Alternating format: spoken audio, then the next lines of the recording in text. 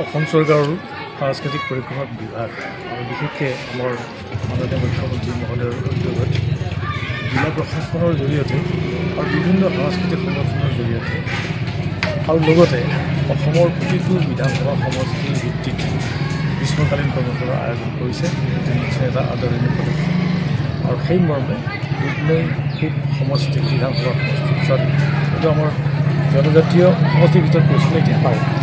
গতিকে দুধনৈ 15 নম্বৰ জনজাতীয় সমষ্টিৰ অন্তৰ্গত মাটিয়া হাইস্কুলত মাটিয়াৰ এটা সংস্থা নাট্যম সেই অনুষ্ঠানটোৰ জৰিয়তে 15 দিনীয়া কৰ্মশালাৰ আয়োজন কৰিছে। বিশেষকৈ ইয়াত নাটকৰ ওপৰত যোগাৰ ওপৰত আৰু বিভিন্ন গীত মাতৰ জৰিয়তে 15 দিনীয়া প্ৰশিক্ষণত যিটো মই দেখিলোঁ ইয়াৰ ল'ৰা ছোৱালীখিনি যিখিনি অংশগ্ৰহণ কৰিছে আৰু আজি হ'ল সামৰণি অনুষ্ঠান। এই সামৰণি অনুষ্ঠানটোত তেওঁলোকৰ যিটো অংশগ্ৰহণকাৰীসকলৰ যিহেতু পাৰফৰ্মেঞ্চ সেইটো খুবেই এটা সফল হোৱা বুলি মই ক'ব বিচাৰিছোঁ। কাৰণ ইতিমধ্যে 3খন তেওঁলোকে শ্ৰুতি নাট প্ৰদৰ্শন কৰিছে, মূকাভিনয়ো কৰিছে, কবিতা আবৃত্তি কৰিছে। এই গোটেইবোৰ দিশ এটা আমি সফল হোৱা বুলি ক'ব পাৰোঁ আৰু ইয়াৰ জৰিয়তে নৱপ্ৰজন্মৰ যিটো শৈক্ষিক, শাৰীৰিক, মানসিক আৰু বৌদ্ধিক উৎকৰ্ষ সাধনৰ এটা প্ৰয়াস, সেই প্ৰয়াসটো নিশ্চয় ফলৱতী হ'ব আৰু চৰকাৰৰ এই পদক্ষেপ যদি এনেধৰণে থাকে তেতিয়াহ'লে মই ভাবোঁ যে নতুন প্ৰজন্মই বহুখিনি কথা শিকিবলৈ সুযোগ পাব। এই কৰ্মশালাখনিত অংশগ্ৰহণ কৰা 46জন 46 ষ্টুডেণ্টৰ গোটেইখিনি 15 দিনৰ ভিতৰত নাটকৰ কৰ্মশালা হৈ যায়। এই নাটকৰ কৰ্মশালাখনিত 15 দিনৰ কাৰ্যসূচীত যে ছাত্ৰ ছাত্ৰীসকলে বহুত উপকৃত হ'ব সেইটো মই ভবা নাই। যে যিখিনি শিকিছে তেওঁলোকৰ শাৰীৰিক, মানসিক, বৌদ্ধিক বিকাশৰ বাবে। এটা কথা ঠিক যে গৰমৰ বন্ধত গ্ৰীষ্মকালীন কৰ্মশালাত 15 দিনত ল'ৰা ছোৱালীসকলে বহু শিকিব নোৱাৰে। তথাপিও যিখিনি তেওঁলোকৰ প্ৰাথমিক জ্ঞান নাটকে হওক বা নৃত্য বা সংগীত যিকোনো দিশতে হওক তেওঁলোকে 15 দিনত অকণমান প্ৰাথমিক জ্ঞান আহৰণ কৰিব পাৰে বুলি মই ভাবোঁ।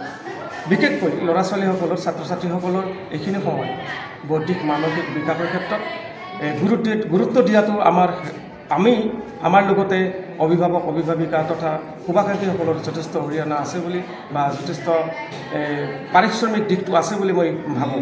মই ভাবোঁ এইখিনি অঞ্চলত অৰ্থাৎ 15 নম্বৰ দুধনৈ সমষ্টিত যিখিনি আমাক মাটিয়া, দলগুমা, মননৈ, বাকাইতাৰী, উপৰতলা পৰ্যন্ত যিখিনি ছাত্ৰ ছাত্ৰী আহি শিকিলে তেওঁলোকক অভিভাৱক, অভিভাৱিকাসকলক মই ধন্যবাদ জ্ঞাপন কৰিছোঁ।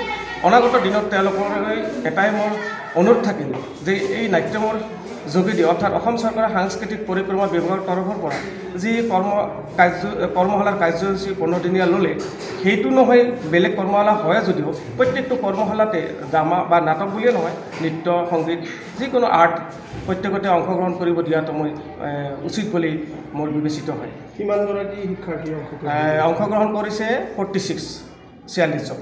গ্ৰীষ্মকালীন কৰ্মশালাৰ আজি অন্ত পৰিল আৰু স্কুলত ড্ৰামা এণ্ড ডেন্সৰ তৰফৰ সৌজন্যত অনুষ্ঠানটো পতা হৈছিলে।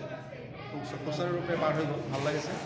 বহুতো ছাত্ৰ ছাত্ৰী ইয়াত যোগদান কৰিছে। আশা ৰাখিছোঁ ভৱিষ্যতেও তেওঁলোকে ইয়াত এনেকুৱা কাৰ্যসূচীসমূহত অংশগ্ৰহণ কৰি কিছু হ'লেও শিকাৰ এটা চান্স পাইছে আৰু সকলোকে অনুৰোধ জনাইছোঁ, সকলো অভিভাৱক অনুৰোধ জনাইছোঁ অনাগত ভৱিষ্যতত এনেকুৱা কৰ্মশালাসমূহত আপোনালোকৰ ল'ৰা ছোৱালীসমূহক দিয়ক, কিছু হ'লেও শিকাৰ এটা ৰাস্তা পাব দিছে। ছাৰ, এনেধৰণৰ কাৰ্যসূচীত কিমান দূৰ সফল হ'ব ছাত্ৰ ছাত্ৰীবিলাক? আচলতে নাটক বা ডেন্স যিকোনো এখন কৰ্মশালা 15 দিনীয়া বা 10 দিনীয়াত বহুত শিকাটো সম্ভৱ নহয়। তথাপিতো প্ৰাথমিক জ্ঞান কিছু দিয়া হয় আৰু সেইখিনি যদি তেওঁলোকে অনুশীলন কৰি থাকে আৰু শিকাৰ চেষ্টা কৰে নিশ্চয় অনাগত ভৱিষ্যতত তেওঁলোকে আৰু ভাল ফল লাভ কৰিব বুলি আশা কৰোঁ। Thank U.